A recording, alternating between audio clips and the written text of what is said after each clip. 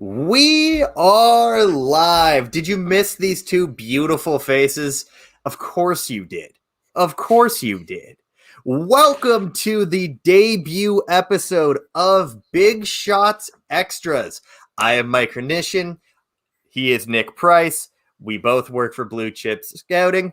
And you may have seen this. Obviously, the name comes from the podcast, the Big Shots podcast, hosted by myself and one Devin Jackson. However, when the podcast gets rebooted in about 2 weeks, Nick Price will be a full-time host of the show. So it only makes sense that Nick and I will every Friday at around 7 o'clock, we will be live. Fuck you, Brown.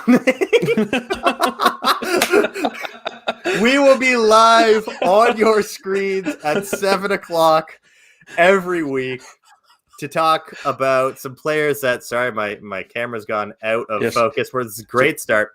Yeah, see, this is why Browning likes me better, because my camera doesn't go out of focus much. I don't know why mine does this. Hang on. Goodness gracious. You know what? Screw it. There we go. It's back to normal. Okay. All right. What the plan for this is, we're going to go for about a half an hour, maybe 40 minutes, and we'll talk about some players we've watched that week, or some guys that have come across or we're looking to. Now, Nick is the area scout for the American Athletic Conference as well as Conference USA. I am the area scout for the FCS and the Sun Belt. So Nick will actually be talking about players that could get drafted in round 1 or maybe round 2 when you look at Perhaps. the AAC. I am not. I'm just going to be straight and honest with you. I am not. Hey, man, Jeffrey Gunter. He is. Let's start. Let's start some unnecessary hype. Let's start some unnecessary hype. I mean, I was doing that not too long ago with a couple of Coastal Carolina guys. Basically, it's been Coastal Carolina has been like carrying this for me. Oh yeah, Coastal's great. Now we are testing to see whether or not this is live on Twitter as well.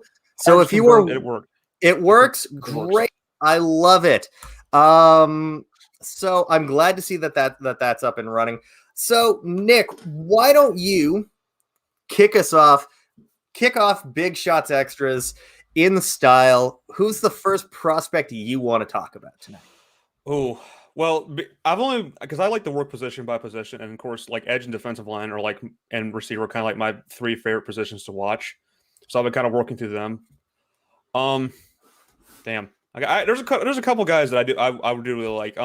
First of all, let me do a little simping for Myjai Sanders, the edge / Is that how it's pronounced? What, Myjai? I thought it was Myjai. Myjai, I don't know. Maybe I'm wrong. You know me, the good AAC scout over here. I'm killing it already. Mispronouncing guys' names. It's probably Myjai. Anyway, sorry. Go ahead.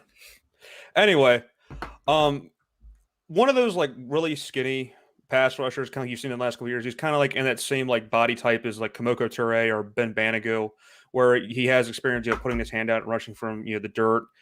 And he also can stand up and play outside linebacker, dropping a little bit of a coverage. Like I said, exceptional first step, exceptional bend. I think he has a lot more potential, with his pass rush plan and his hand movements, because he's a little bit, I won't say all over the place. He's good. He's fairly good. It's just that you see that opportunities where maybe he could have used one move versus the other. Kind of his maybe work a block a bit differently. And really the only knock I can comfortably say that I have him is his strength, because he is kind of like string beanish. Yeah, he's very skinny. He's very skinny, which kind of, I mean, he makes it work. At his level of competition, because he's just such a finesse guy at the point of attack. But no, I think that if he kind of works on his pass rush moves, I think there's enough there athletically and football smarts wise that I think he actually could be a pretty good prospect for the NFL, and could get drafted within the top 100. Yeah, so, no, he's someone I've had an eye on for a bit. I thought that he could have been a second round player in this past year's class. I probably would have drafted him over players like Carlos Basham. I think I had him over Basham before he went back anyways. Definitely. And just because you mentioned it, hi, there is the third member of our crew.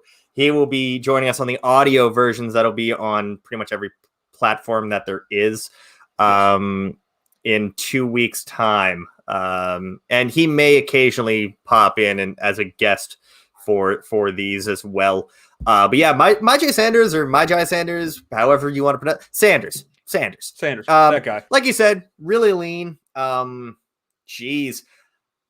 Bit of like Dion Jordan type size comparison if you think about it. Yeah, he might even be smaller than Jordan though.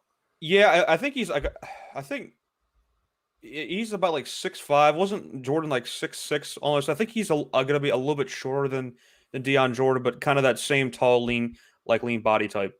Like, cause he could really like stand to add a little bit of mass. I think it like healthy mass. I don't want him to come in looking out of shape, but like to at least help him against in like a run defense and stuff.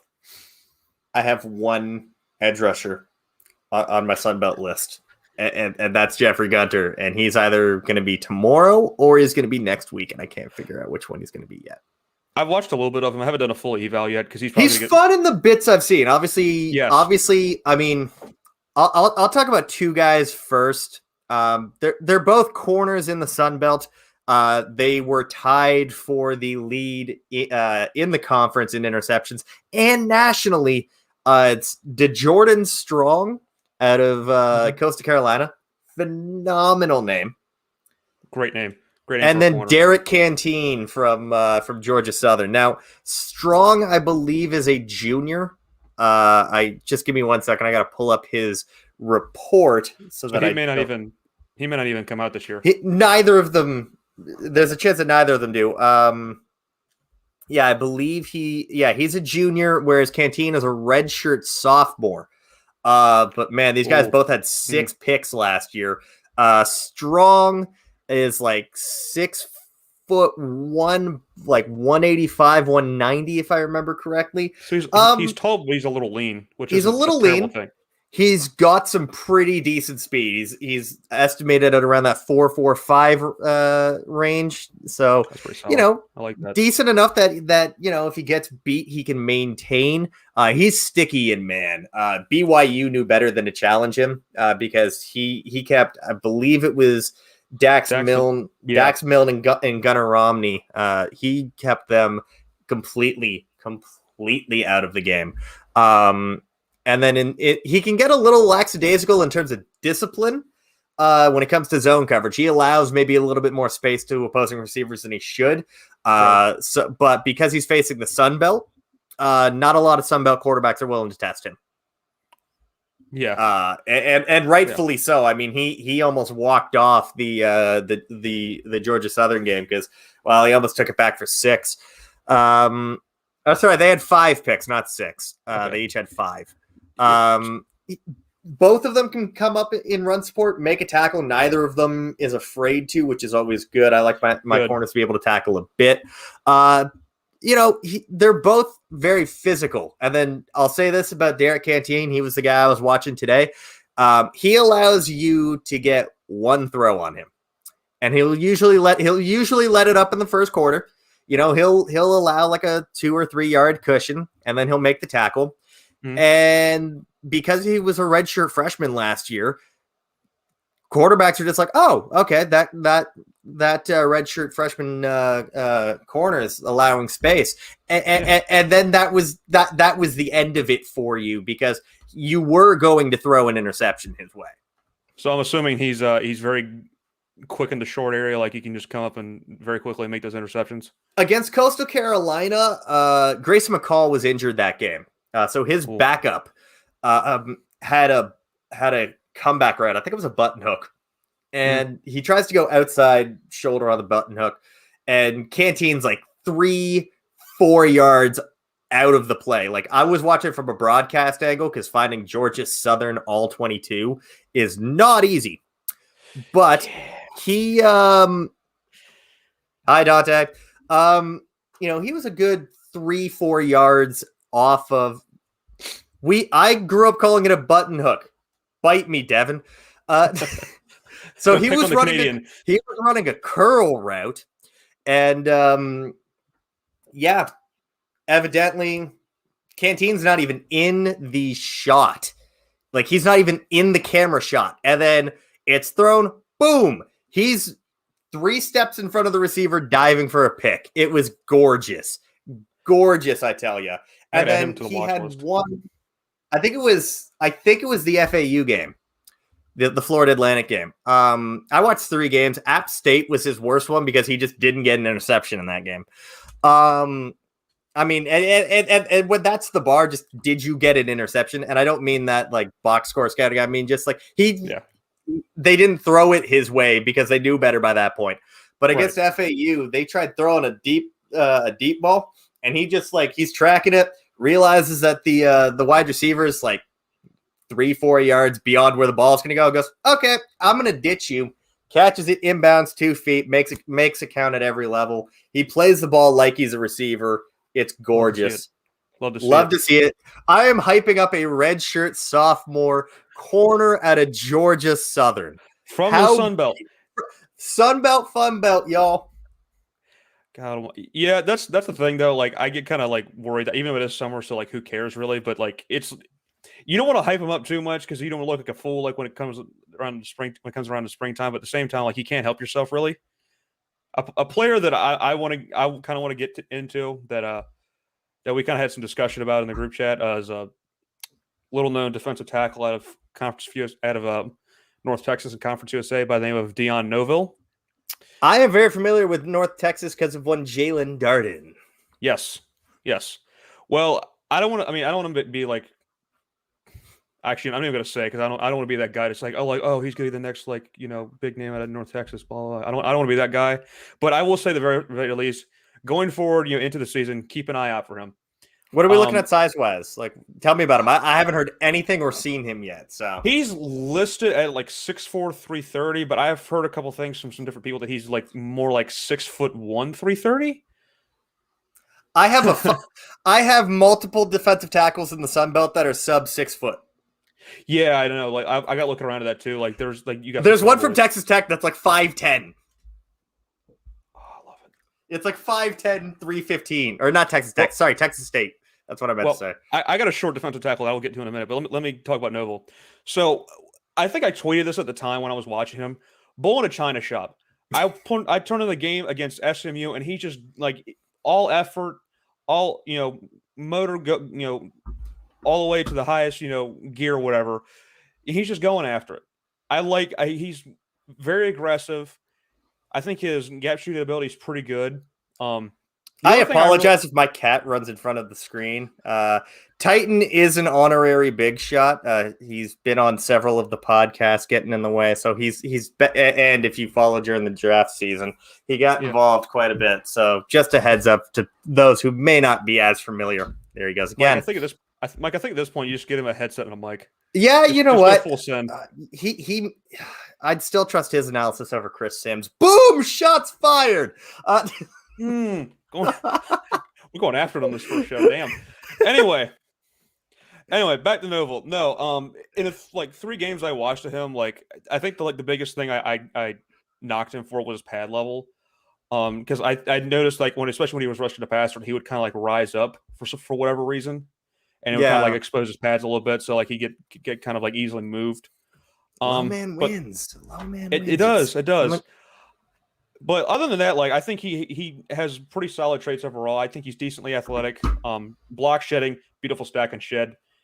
A lot of power in his hands. He gets great placement. And I know he plays predominantly nose tackle, but I think he has the athleticism, and they have moved him to there in the past where he could comfortably play 3 technique. So I have listen in our just spoilers alert if you haven't seen it yet, but in our blue chip rankings, he is actually I do have him graded higher than Haskell Garrett by a 0.2 percentage point.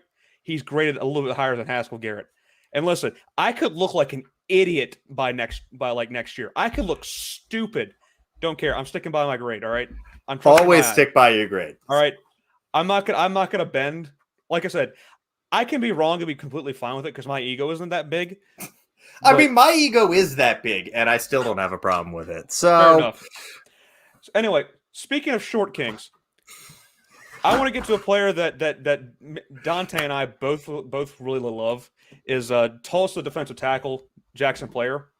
Now, granted, Tulsa has a crap ton of like defensive linemen who all ranging from skill level, but they're all kind of impressive to watch in their own way. Is he the former Temple kid? Is there a former Temple kid that I'm thinking of, or am I wrong? No, I don't believe so. No. No. Okay. Never mind. No. I thought he was. No. Hey, Anyway. what's up, Ian? Hey, Ian, what's up, man? Anyway, Jackson Player is at a listed 6 foot 295. And I want to say this: listed 6 foot. So he either could be 6 foot tall or he could be like 5'11", 5'10". Don't care. Still a good football player. I like him. Stupidly fun motor. I love how we're like short guys, 6 feet tall. You can tell both of us are over 6 feet with that with phrasing like that. 6'2". I'm just under 6'2". Anyway, wonderful motor. Like being as short as he is, he honestly has a bit more of an advantage with like leverage. That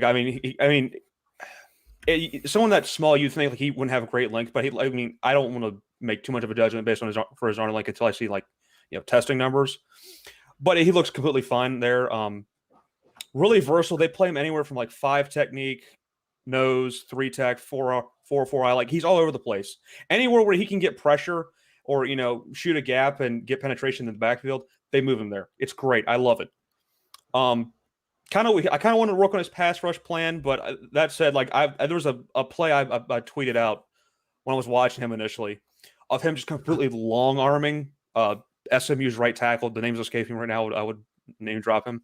Like completely long arming him and like just throwing him to the ground. It was beautiful. Beautiful.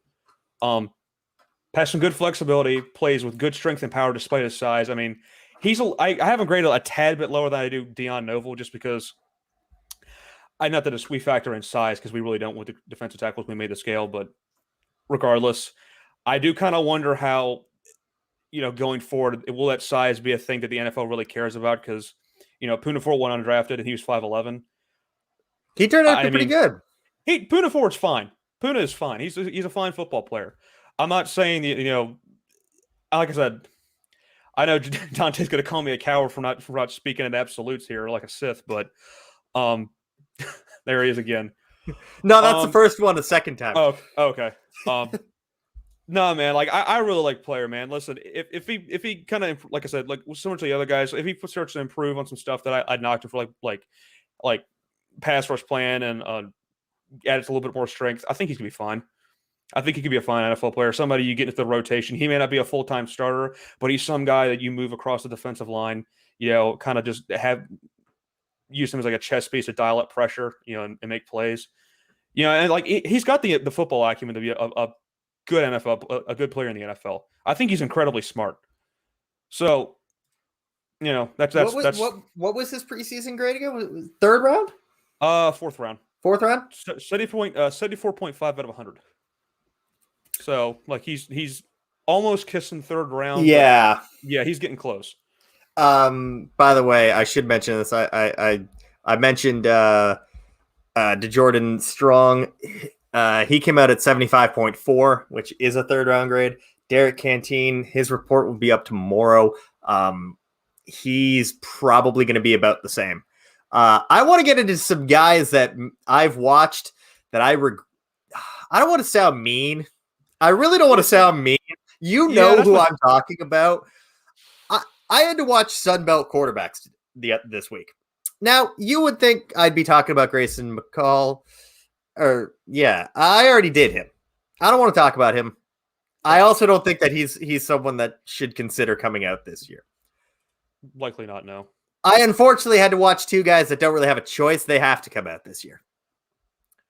I'm talking about guys that are on team number 3, grad transfers. Let's start with Chase Bryce. I can see the look on your face, and it's truly, do we have to? I don't want to be mean to him because like Chase is probably a great guy. He's probably a great guy. When you didn't work out at Duke, man, like I got reached out to by a Duke fan today that was like, no, I could have saved you a whole bunch of time by just sending you a gif of McDonald's apple turnovers. and that absolutely slayed me. He had 10 touchdowns and 15 picks last year. Now, I watched one of his games at Clemson. I watched the first 2 games at Duke. Mm-hmm. I wish I had gone and seen how he progressively got worse over the course of the season, because he didn't play overly bad in those first couple games at Duke. Okay, let's start with the games when he was at Clemson. These are mop-up duty games. I wasn't expecting a whole lot from him, but oh boy, his deep ball, he would love everything to be a deep ball. He just loves those Ryan Fitzpatrick YOLO balls. He's just not refined on them. He usually ends up overthrowing them. So I'd like to see him add some more touch. I'm going to say this without sounding as mean as possible. Like I'm trying to be really positive, because I don't want to come across like I'm just burying the player. But and then at Duke, there were several instances, especially against Notre Dame, where receiver, if he hits the receiver in stride, it's a first down or it's a touchdown. He had one where I think it was against Notre Dame. He's got his wide receiver at the sideline. If he throws it in stride, it's a first down at least, and because he caught it at like the 9 or 10 yard line, if he throws it in stride, it might even be a touchdown.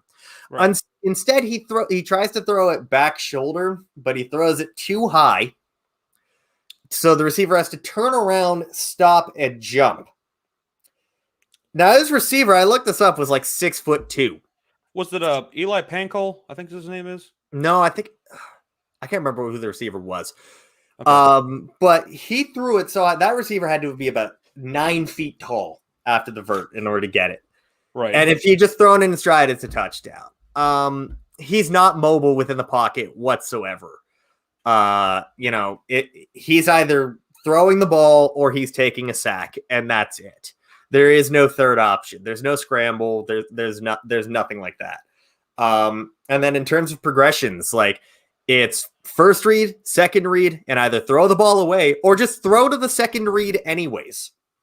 Like, there were several times where I was watching him, first read's covered, second read's covered, and then he goes, all right, stop. He can't throw it away because it would have been intentional grounding or whatever. So he just throws it to the second read anyways. And that gets him in a lot of trouble. Now, that's against the ACC. Against the Sun Belt, it might work a little bit more often, but I gave him an undrafted free agent grade. And then Jake Bentley. Nick, you're going into your last year in college, right? Well, last summer. I want to mention I'm regretting this situation, working and going to class at the same time. It's painful. I've done it. Well, let's put it this way, okay? I'm 25 years old. I was born in 1995. Trevor Lawrence was born in 1999, which makes me feel old. Sam Howell was born in 2000. Jake Bentley will be in this year's class, and he was born in the summer of 1997. So, yeah, he's pulling a Ryan Finley. Yeah, no, he's going to be a 25-year-old rookie. He started at South Carolina, never progressed in his 3 years there, played at Utah last year and was pretty good, but was going to lose the starting job this year, so he's transferred to South Alabama. Oh, boy. Now, he came away with a higher grade, ultimately, than Bryce, but Bryce got knocked on things like not being able to move. One thing I like to do is I read out a scouting report to someone that is not in the football world. And then I give off my trait grades out of the scores that they're given. And the response I got was, given everything you wrote, you almost seem like you're being too nice.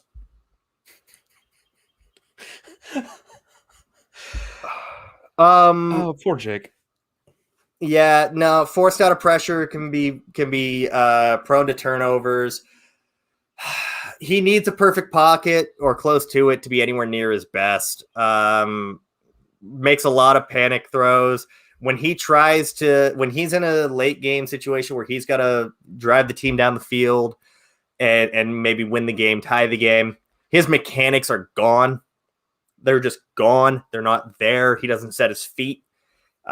He does like, it's almost like he's doing the Victor Cruz salsa dance celebration in the pocket. Oh God. And he's yeah. a white guy too, so it doesn't work. So like it's out of rhythm. Oh no. So he'll be doing like that salsa dance foot movement, and then he'll throw off his back foot almost every time. And it was infuriating to watch. Again, but like it, his best trait, and I'm literally not making this up. His best trait was size. He got the highest percentage of points he got was because he's 6'4" and 225, which got him 4.5 out of 5. He's a well-built fella. In the most meaningless of our, like in the least impactful trait that we have for the position, that was where he did best. He scored nothing higher than a 6 in any of the traits. And then if there was one that I could knock him a bit more for being 25 years old come the draft, he'd have gotten knocked for that as well. Yeah. Now, that's brutal. One thing Nick and I were talking about earlier was we are not doing glorious conferences. We can hype these guys up, but our positions at Blue Chip are in no way limiting us to just watching these players. Even I am enjoying myself. Me too. Nick and I have both dabbled in watching Power 5 guys, watching some of the more hyped guys. So on each show, we're going to finish off with one guy that we've watched in that week, in the last couple of weeks. I mean, obviously, it's a little different because we've been watching film for about a month now, and this is episode 1. So we're going to start with one guy in the conferences that don't belong to us that we've really, really liked watching. So, Nick, the floor is yours. Crack my knuckles real quick. All right. So, as you all guess, like I said, the first position I watched was edge rushers. Guy I really want to talk about, he's another Georgia player, another Georgia pass rusher, and that is Adam Anderson. Oh, he's one I can't wait to watch. Oh, dude. Oh my God, his potential is through the roof. Listen, he kind of played in a rotation with a bunch of other guys there, like Azeez Ojulari, Malik Herring, all those guys. See, Ian's excited. Ian knows what's good. Ian knows what's good. All right. I think he's listed at like 6'5", 225, like real lean, but man, is he fun. He's got an incredible first step. Like he's all athlete. Incredible first step explosiveness, incredible bend. They drop him in coverage too. They put, drop him in short area coverage. I think I've even seen a couple plays, if my memory serves me correctly, where he's like following like running backs too. Like, dude's nuts. And listen, I think, God, who did I talk about this with the other day in the group chat? Somebody. I think it might have been me, to be honest with you. I think it was either you or Browning. One of us. Anyway, has no idea what he's doing as a pass rusher. Like almost no idea. Granted, on run plays, I've seen him like get good placement in this, stacking and shedding guys, trying to leverage pressure, against the run. But you really like. I'm not saying he doesn't totally know what he's doing. There's flashes of rip moves. He hits him with the speed, the power, the bull rush, that type of stuff.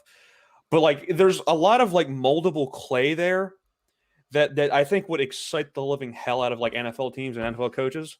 That like you just got to get him in the building. Get him in the building. Let him redshirt for a year or two, because I think he's super young too. I think he's only like 19 or 20. Yeah, I think he's a redshirt sophomore. He's hold up. No, excuse me. He's actually a senior. Is he a senior? Yeah. Oh yeah. I just put up my report. Hold up. Yeah.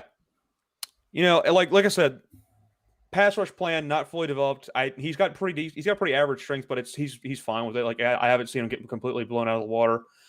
He has an 86.1 grade, so it's a first round grade. He's pass rusher number 2 between Kayvon Thibodeau and Zach Harrison. Big Zach Harrison guy, by the way. Wait till Monday night. wait till you're able to get some Purdue film and get Karlaftis as well. I got Karlaftis. I'm low on Karlaftis. I'm sorry. Maybe it's because I was watching when he was hurt. I don't know. Yeah, no, he played hurt last year, and he had COVID at Yeah. some point too, which does take a lot out of you. Which I mean, don't get me wrong. I don't hate Karlaftis. I think he's a fine player. I think he's still going to be a first rounder. So yeah, oh definitely. I mean, I wouldn't be terribly mad about that. This is going to be a good edge class, is what I'm gathering. I'm so excited, Mike. Just like wait till like people like Ben started getting into the Big 12 guys who are like stupid athletic, or even Russell in the AAC with like Amari Barno. Do yourself a favor. Watch a couple clips of him. The dude's athletic as hell. Anyway, I'll shift it to you before I start talking too much about pass rushers. All right. Well, there is one guy that gets a lot of hype at offensive tackle this year.